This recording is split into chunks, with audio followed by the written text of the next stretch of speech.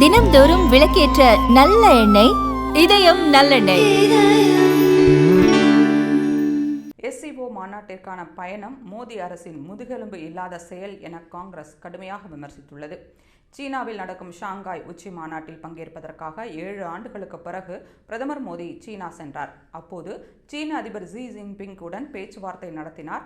இந்திய பொருட்கள் மீது அமெரிக்காவின் 50% வரி விதிப்புக்கு மத்தியில் சீன அதிபருடன் பிரதமர் மோடி பேச்சுவார்த்தை நடத்தியது முக்கியத்துவம் பெற்றுள்ளது.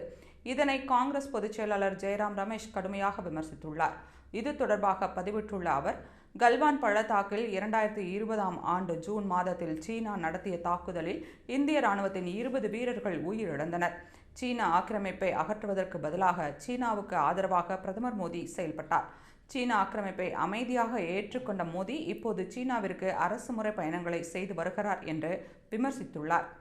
பிரம்மாண்டமான நீர்மின் திட்டத்தை சீனா அறிவித்திருப்பது இந்தியாவின் வடகிழக்கு பகுதிக்கு கடுமையான தாக்கத்தை ஏற்படுத்தும். இந்த விஷயத்தில் மோடி அரசு ஒரு வார்த்தை கூட பேசவில்லை. சீனாவிலிருந்து இறக்குமதி செய்யப்படும் பொருட்கள் நமது தொழிலாளர்களை அழித்து வருகிறது. சீன ஆக்கிரமிப்பு, மோடி அரசின் முதுகெலும்பற்ற தன்மை ஆகியவற்றால் நமது புதிய இயல்பு வரையறுக்கப்படுகிறதா என்ற கேள்வியை எழுப்பியுள்ளார்.